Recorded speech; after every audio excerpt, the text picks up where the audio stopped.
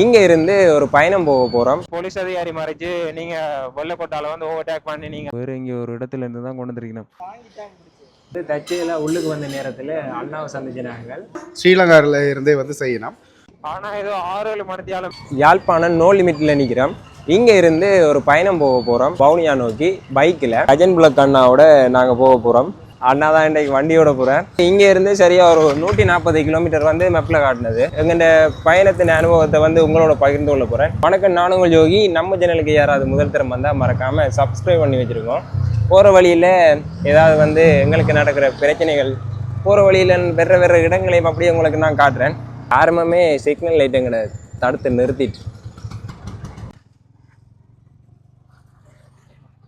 யாழ்ப்பாணம் நல்லூர் முருகன் ஆலயத்தை நாங்கள் தாண்டி போகிறோம். நாங்கள் வந்து கோப்பாய் போகாமல் இந்த நல்லூர் வீதியால் அப்படியே நாங்கள் இதால் ஒரு ரோட்டில் போவோம். அந்த ரோட்டை வந்து நான் காட்டுறேன். நான் முதல்ல ஒருக்கா இந்த பாதையால் வந்து நாங்கள் இப்போ வந்து ரம்புட்டான் சீசன் என்றதால நிறைய ரம்புட்டானையும் நாங்கள் பார்க்கக்கூடிய மாதிரி இருக்கும். இன்னைக்கு வந்து சனிக்கிழமை, அதனால வந்து ஆக்களை வந்து கொஞ்சம் குறைவாக தான் இருக்கு.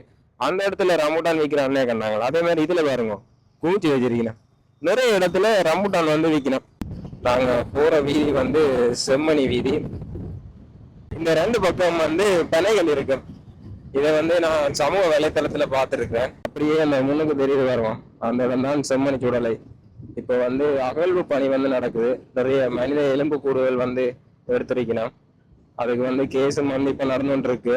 போற பாதை வந்து ஏனையின் வீதி. இந்த இடத்தால நாங்க போய்க்க வந்து கொஞ்சம் கவனமா இருக்கணும். என்ன காரணம்ட்டா, நிறைய டிப்பர் வாகனம் வந்து மண் ஏதி கொண்டு வரும். அவையிலும் வந்து நல்ல வேகமா தான் வருவினோம். நாங்க ஒரு பாதுகாப்பா போனா தான் ஆபத்துல இருந்து தப்பித்துக் கொள்ளலாம்.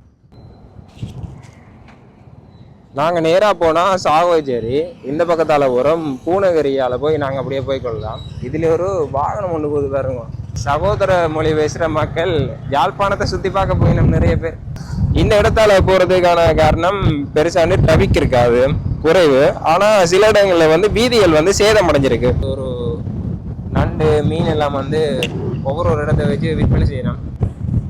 இறால் வந்து வச்சிருக்கணும். இந்த பாலம் வந்து இப்போதைக்கு திருத்த வேலை நடக்குது. மேல வந்து ஒரு பகுதி வந்து சேதம் அடைஞ்சிருந்தது.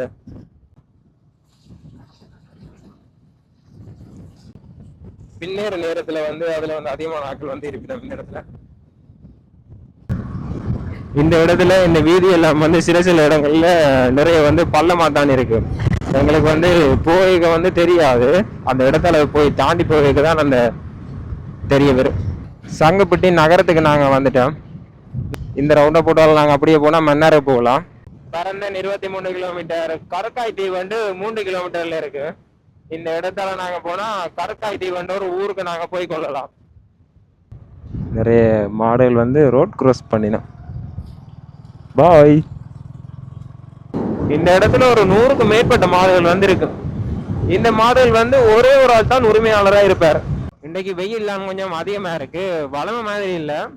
கொஞ்சம் இன்னைக்கு வந்து வளமையை விட கூடவா தானே இருக்கு வெயில். வெட்ட வழி, மரங்களே இல்ல. நாங்க பூனகிரியை தாண்டி அப்படியே பரந்தனுக்கு இன்னும் ஒரு 10 கிலோமீட்டர் தான் இருக்கு. இந்த பக்கம் எல்லாம் சிறுபோக நெற்பயிற்சி செய்து இதுல பாருங்க, நெல் வந்து நல்ல வடிவா தான் வளர்ந்துருக்கு. அதுல ஒரு இடத்த வந்து நெல் வந்து நல்ல வடிவா முத்திட்டுது. இதுல பாருங்க, இந்த இடம் ஃபுல்லா வந்து நெற்கள் வந்து பயிரிடப்பட்டிருக்கு. 11:40. நாங்கள் இப்போ நிற்கிறோம் கிளிநொச்சி நகரத்துக்கு. நாங்கள் வந்துட்டோம். நாங்கள் பலமையாக நாங்கள் வந்திருந்தா நாங்கள் அப்படியே இந்த ரோட்டால் தான் நாங்கள் போயிருக்கணும். இப்போ நாங்கள் வந்துட்டோம். இந்த வீதி வந்து உருத்திரபுரம் பிரதான வீதி. நாங்கள் இந்த பாதையால் தான் வந்தோம். நாங்கள் இப்போ போகணும் இதால்.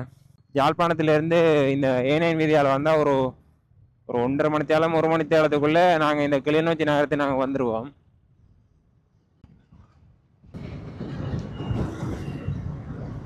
அந்த இடத்துல வந்து புதிதாக ஏதோ கட்டுமானம் வந்து நடக்குது. நிறைய இடங்கள் வந்து கொஞ்சம் கொஞ்சமா வந்து மாற்றம் அடைஞ்சோண்டே வருது.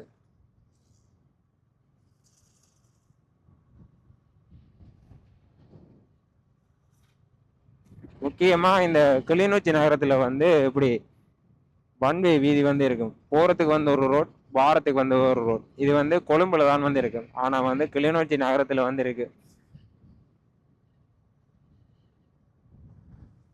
அதே மாதிரி இதுல ஒரு ஆலயம் ஒன்று இருக்கு பாருங்க.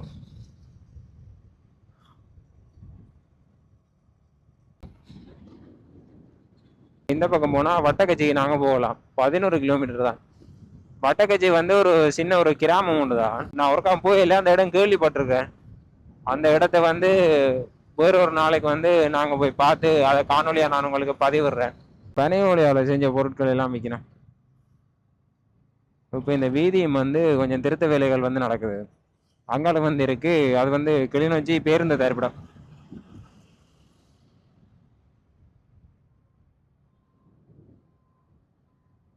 வலது பக்கம் திரும்பினா அக்ராயன் என்ற ஒரு கிராமத்துக்கு போகலாம். ஊர் ஒன்று தான். கிட்டத்தட்ட ஒரு 12 கிலோமீட்டர் தான். அந்த இடமும் நல்லா இருக்கும். நாங்க அந்த இடத்துக்கும் போக முடிஞ்சா அது ஒரு காணொலியா நான் உங்களுக்கு பதிவிடுறேன். அறிவு பெற்ற மிஷின், அதே மாதிரி உழவு இயந்திரம் அதெல்லாம் நாங்க வாங்குறதா இருந்தா கிளிநொச்சி நகரத்துக்கு நாங்க வரலாம். ஏன்னா இங்க வந்து நிறைய இடங்கள்ல வந்து அந்த வாகனங்களை நாங்க பார்க்கக்கூடிய மாதிரி இருக்கு. 12 மணிக்கு நாங்க முருகண்டி பிள்ளையார் ஆலயம் அதை நாங்க தாண்டி அப்படியே போய் கொண்டிருக்கிறோம். முருகண்டிக்கு வந்து நீங்க ரெண்டு விஷயம் மறக்காம செய்யணும். முதலாவது வந்து விநாயகரை வழங்கிட்டு, இரண்டாவது வந்து இங்க விற்கிற கச்சான் அது வந்து பிரபல்யமா இருக்கும். முன்னுக்கு வந்து யானையை பாருங்க. இதுல ஒரு செண்டு வவுனியாவுக்கு போற வழியில இந்த முருகண்டி வீதியில இதுல ஒரு பெரிய ஒரு யானை வந்து கட்டி வச்சிருக்கணும். இங்க வந்து ஆலயத்தை கொண்டு போயிடணும்னு நினைக்கிறேன். நிறைய தினம் பார்த்துருக்கிறேன். வேற இங்க ஒரு இடத்துல இருந்து தான் கொண்டு வந்திருக்கணும். ஒரு ரொலியில வந்து கொண்டு வந்திருக்கணும். எந்தல பெர்சென்ட் தான் இருக்கும். ஹலோ, கொஞ்சம் நெருக்கப்படுத்தான் நிக்குது. இப்படியான பெரிய யானைகள் வந்து நிறைய இந்த சகோதர மொழி பேசுற அண்ணாக்கள் வளர்ப்பினோம். வளர்த்துட்டு வந்து எங்கண்ட ஊர்ல ஏதாவது திருவிழாண்டா நாங்க அவையில வந்து அழைப்பு மேற்கொண்டு நாங்க ஒரு குறிப்பிட்ட அமௌண்ட் வந்து கட்டி நாங்க வந்து வேண்டிக் கொள்ளலாம். நாங்க போற வழியிலே ஒரு 50க்கு மேற்பட்ட டிப்பர்களை நாங்க பார்த்துருக்கோம். இந்த டிப்பர் எல்லாம் வந்து அதிகமா மணல் ஏத்த தான் போகுது. என்ன நடந்தது? திடீர்னு இதுல நிப்பாட்டிட்டீங்கன்னா இதுல பாலப்பழம் விற்கிறார் அந்த அண்ணா. இந்த கார்காரன்னா திடீர்னு இதில் நிப்பாட்டி வச்சுக்கிறார்.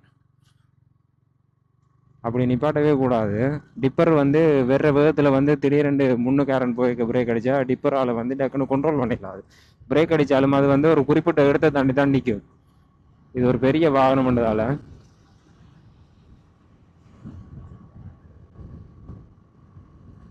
மாங்குளம் நகரத்துக்கு நாங்கள் வந்துட்டோம். சின்ன சின்ன கடைகளை வந்து நாங்கள் பார்க்கக்கூடிய மாதிரி இருக்கும். மாங்குளம் பொதுச்சந்தை வந்து அது வந்து கொஞ்சம் நேராக போகணும். காற்றும் வெயிலும் முண்டை கொஞ்சம் அதிகமாகவே இருக்கு.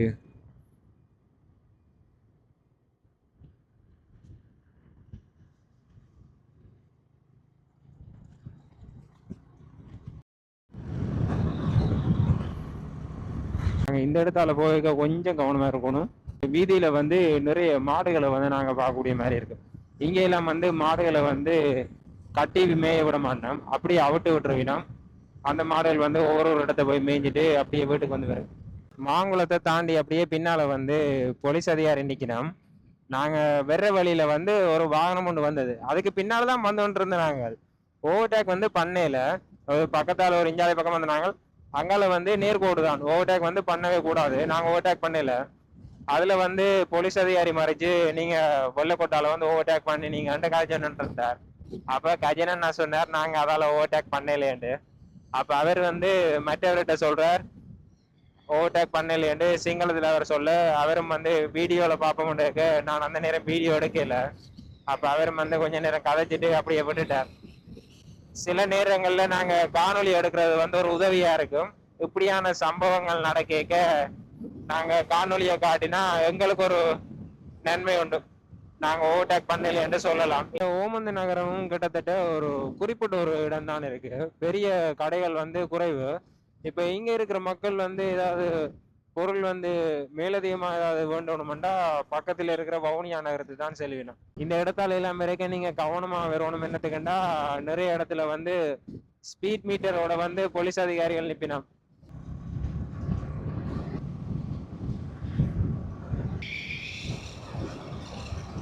12:58 1 மணி ஆகுது. நாங்கள் வவுனியா நகரத்துக்குள்ளுக்கு நெருங்கி விட்டோம். தாண்டிக்குளம் புகையிரத நிலையம் அது வந்து திருத்த வேலை செய்யணும். நாங்கள் ஒரு 3 மணித்தியாலம் அதுக்கும் கொஞ்சம் கூட தான் நாங்கள் பயணம் செஞ்சு வந்தாங்க. ஆனால் ஏதோ 6-7 மணித்தியாலம் பயணம் செஞ்சு வந்த மாதிரி இருக்கு. இன்னைக்கு வந்து சரியான வெயில்.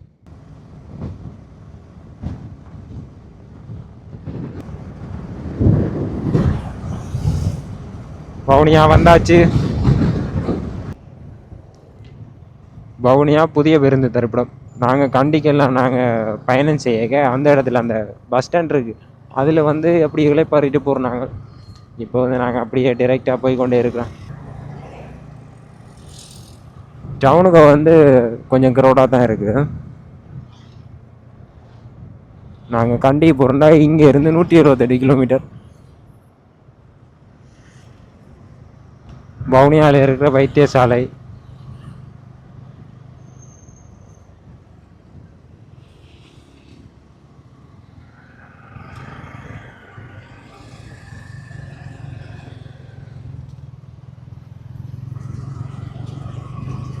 இதால் போனால் நாங்கள் திருவண்ணாமலை போகலாம். இதால் போகிற வீதி வந்து கண்டி வீதி. மதிய உணவு நாங்கள் சாப்பிட்றதுக்காக ஒரு கடையை தேடி தெரிகிறோம். முதல்வருக்கா வவுனியா வரைக்கும் தபேஷ் அண்ணாவோட இங்கே வந்து ஒரு கடை ஒன்றுக்கு போனாங்க. ஒரு ரெஸ்டாரண்ட்டோடு தான். ஆனால் அங்கே வந்து நாங்கள் அந்த இடத்தின் பேரை மறந்துட்டேன். கஜன்னாக்கு தெரிஞ்ச ஒரு இடத்துக்கு நாங்கள் அப்படியே போய் கொண்டிருக்கிறோம். அப்படியே சாப்பிட்டுட்டு இந்த வவுனியாவில் இருக்கிற இடங்களை வந்து நாங்கள் சுற்றி பார்ப்போம். அதை அடுத்த காணொலியில் நான் உங்களுக்கு பதிவிடுறேன்.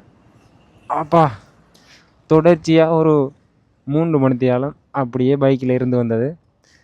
கொஞ்சம் இடுப்பெல்லாம் வந்து பயங்கரமான போகுது. என்னென்னா எப்படி இருந்த ஓடி வந்தது? சிவந்துட்டேண்ணா. கஜனண்ணா தான் நாங்கள் இருந்த யாழ்ப்பாணத்துலேருந்து ஓடி வந்தவர். கையில் வந்து ஃபுல்லாக அப்படி அமர்த்தி பிடிச்சதால கை வந்தவர் சிவந்துட்டு. வவுனியாவில் மோஜு ரெஸ்டாரண்ட்டுக்கு லொக்கேஷனை போட்டுட்டு அப்படியே போய் கொண்டிருக்கிறோம். ஒரு 210 மீட்டரில் தான் இருக்குது அந்த இடம்.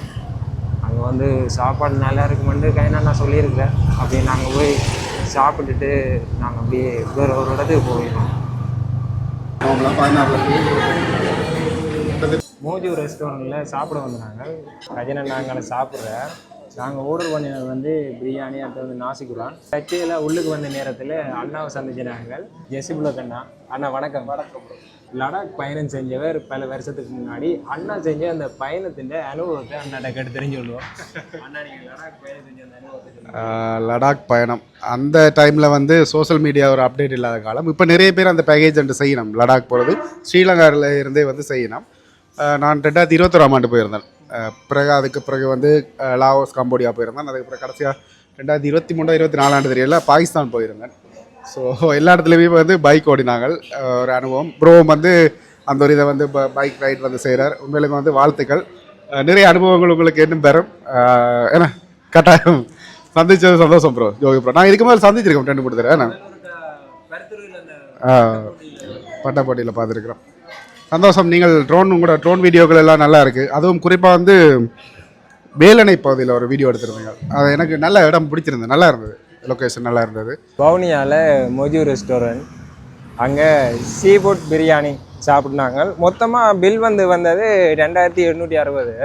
அதில் வந்து ஒரு போர்ஷன்லேயே 2 பேர் சாப்பிட்டோம். அப்படி இங்கேருந்து ஒரு இடத்துக்கு போகிறோம். வவுனியாவை நாங்கள் பிறகு சுற்றி பார்ப்போம். நாங்கள் யாழ்ப்பாணத்தில் இருந்து வவுனியாவுக்கு வந்த இந்த பயண காணொலியை வந்து இதோட வந்து நிறைவு செய்கிறேன். அடுத்த காணொலியில் சந்திப்போம். நம்மளுடைய சேனலை ஃபாலோ பண்ணி வச்சுருங்க. பாய்.